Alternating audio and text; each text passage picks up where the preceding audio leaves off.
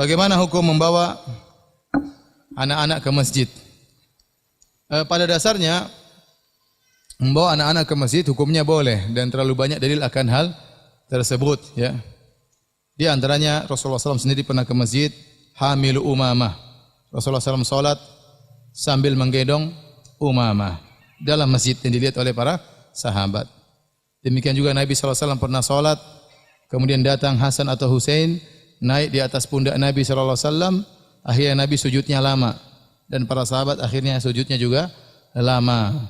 Setelah selesai salat, maka mereka bertanya kepada Nabi, "Ya Rasulullah, innaka qad sajadta sajadatan atolta fiha." Ya Rasulullah, sungguh engkau sedang sujud dengan sujud yang lama, ya. Ahadatha syai'un am unzila ilaik? Apakah telah terjadi sesuatu ataukah ada wahyu yang turun makanya sujud lama? Jangan-jangan Nabi sedang sujud turun wahyu. Kata Nabi SAW, "Kullu dzalika lam yakun." Semuanya tidak ada. Walakin ibni hadza, akan tapi cucuku ini irtahalani. Cucuku naik di atas pundakku dan menjadikan aku seperti kuda-kudaan, seperti onta tunggangannya. Fakarihtu an uajjilahu hatta yaqdi hajatahu, dan aku tidak ingin aku menurunkan dia sampai dia puas dulu. Jadi akhirnya gara-gara Nabi biarkan naik di atas pundak Nabi sujudnya lama, akhirnya para sahabat jadi korban, ikut sujud apa? Lama. Ini dalil bahwasanya Nabi bawa anak-anak. Demikian juga Nabi menyatakan, "Inni la adkhulu fi sholatin uridu an utila fiha." Aku masuk dalam suatu salat dan aku ingin memperpanjang salatku. Fasami'tu buka'a sabiyyin. Tiba-tiba aku mendengar suara tangisan seorang anak. Fa atajawwazu fi sholati, ya. Dan aku pun persolatku, aku khawatir mempercepat salat, khawatir memberatkan ibunya. Ini berarti ada anak-anak yang hadir. Demikian juga Nabi SAW mengatakan, "Muru auladakum bis salati wa hum sab'u sinin." Salatlah, perintahkanlah anak-anak kalian untuk salat waktu mereka berumur 7 tahun, ya. Maka di antaranya kita bawa anak kita berumur 7 tahun untuk salat di masjid bersama kita. Ini hukum asal. Akan tapi kalau ternyata dijelaskan oleh para ulama, kalau ternyata anak-anak mengganggu jalannya salat dengan hal yang tidak wajar, ya, teriak-teriak sana sini, berlari-lari, ya, kemudian lompat sana lompat sini di tengah-tengah orang sedang salat, maka kemaslahatan salat lebih utama daripada kemaslahatan anak-anak tersebut.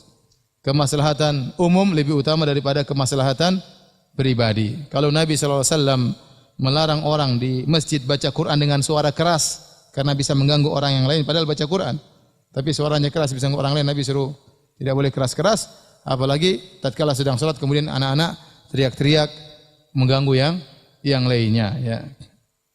Karenanya, ya, jika seorang bawa anak, hukum asalnya boleh, tapi dia berusaha menjaga apa? Anaknya, berusaha menjaga anaknya. Jangan sampai dia kemudian gara-gara ingin mencatat akhirnya anaknya mengganggu ibu-ibu yang lain tidak bisa catat, ya. Ya. Untuk itu dia korban. Dia tidak usah mencatat, dia jaga anaknya, dia lihat anaknya. Nanti dia ulang di rumah atau dia catat di rumah, ya. Jadi seorang harus memikirkan orang lain pula, ya. Terkadang kita juga harus kasih uzur. Terkadang sebagian ikhwan atau akhwat dia harus bawa anaknya, dia ingin ikut pengajian, ya. Atau sebagian orang suaminya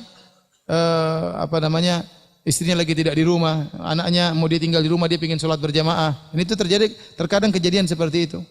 Kalau dia mau pergi sholat berjamaah, istrinya tidak di rumah, anaknya harus dia bawa. Kalau dia bawa anaknya, akan timbul keributan di masjid.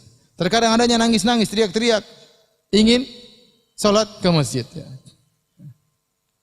Saya pernah dulu anak saya Zainab perempuan. Saya mau ke masjid, dia nangis-nangis.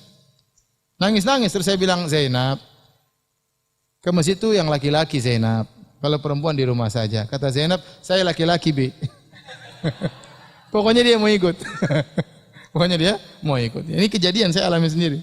Saking ingin ikutnya dia bilang, "Saya laki-laki, Abi." Ya, dia pingin ikut. Jadi terkadang kita harus bawa anak kita memang dalam kondisi tertentu. Tapi kalau kita sudah bawa ke sini, ya, kita harus jaga baik-baik. Jangan sampai mengganggu yang lain.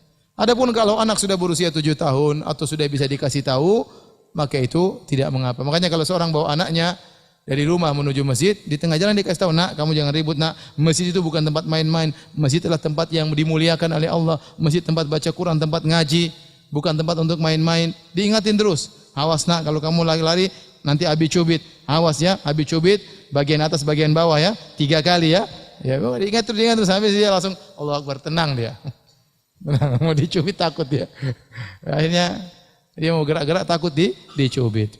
Jadi intinya boleh, tapi perhatikan jangan sampai mengganggu yang lain. Kalau anak sudah lari di sana lari sini, dibiarkan berkelompok dengan anak yang lain, teriak-teriak sana teriak sini, akhirnya sholat terganggu, pengajian juga terganggu. Ya. Maka wajar sebagian ustaz terkadang melarang mutlak anak-anak dibawa ke pengajian. Saya tidak melarang mutlak ya. Saya melarang, saya jamak ada menjamak 2 dalil. Saya bilang boleh bawa tapi harus dijaga. Kalau suara kecil-kecil sedikit-sedikit insya Allah semua bisa memahami. Tapi kalau teriak-teriak terus-terusan maka ibunya harus bertanggung jawab. Segera ambil anak tersebut. Kalau perlu sholat berjalan ambil anaknya. Ya, jangan dia sholat anaknya ribut-ribut, dia ambil anaknya. Pegang anaknya. Ya, daripada akhirnya yang lain terganggu.